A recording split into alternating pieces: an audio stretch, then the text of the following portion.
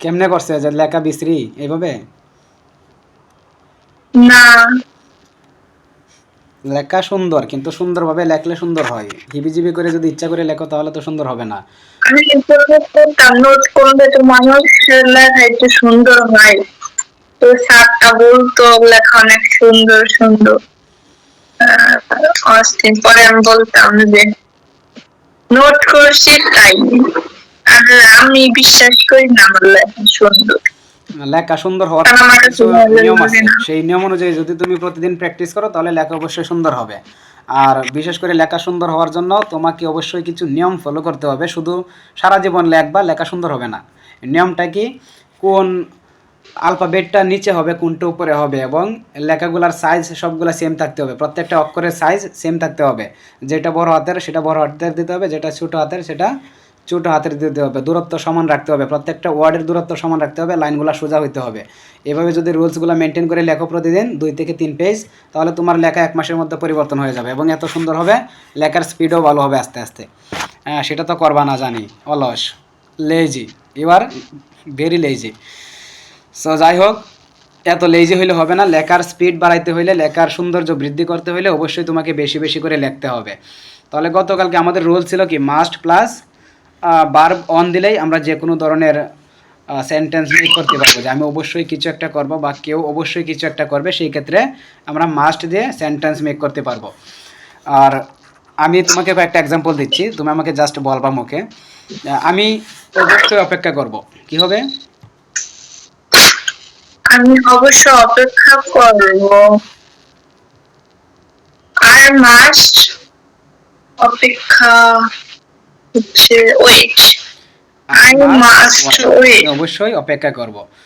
আমি অবশ্যই ডাক্তার হব। I must be doctor.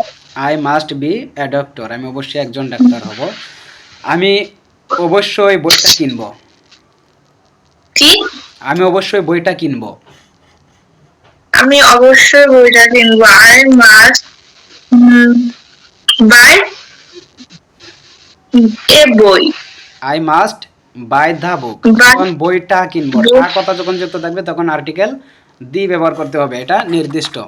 আমি বইটা কিনবো, আমি কলমটা কিনবো, আমি কম্পিউটারটা বিক্রি করব। হ্যাঁ, টা যখন থাকবে তখন মনে করবো যে এখানে আর্টিকেল এ না, তখন আর্টিকেল দি হবে। আর যদি বলি একটা, তখন হবে আর্টিকেল এ বা এন। ঠিক আছে, তাহলে আমি অবশ্যই তোমাকে উপহার দেব।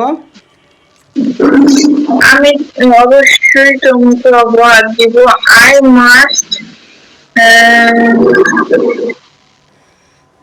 উপহার দিব। দিব ইংলিশ কি জানো? গিফট, গিফট মানে উপহার দেওয়া। আই মাস্ট গিফট ইউ, আমি অবশ্যই তোমাকে উপহার দিব। আবার এখানে গিফটকে নাউন বানানো যাবে, যদি বলো যে I must give you a gift, আমি অবশ্যই একটা উপহার দিব। হ্যাঁ, সেই ক্ষেত্রে এ গিফট হয়ে যাবে একটা নাউন, আর গিভ হচ্ছে দেওয়া। ঠিক আছে, তাহলে আমি অবশ্যই ক্লাস করব, আই মাস্ট ডু ক্লাস। ঠিক তেমনি আমি যদি বলি আমি অবশ্যই কমলাটা খাবো, I must it Kamal. It the orange, orange মানে হচ্ছে কমলা, বাংলা বললে তো হবে না। আমি অবশ্যই ব্রিলিয়ান্ট হব, দক্ষ হব। I must B billion. I must B brilliant, good. তাহলে হওয়া অর্থে বি, আর অন্য কোনো ভার্ব যদি থাকে বা অন্য কিছু যদি থাকে তাহলে কি মাস্ট প্লাস যা বলবো সেই ভার্ব টানতে হবে। ঠিক আছে, তাহলে আজকে আমরা শিখবো হচ্ছে কি, আমরা তো অনেকগুলো শিখে ফেলছি ইতিমধ্যে।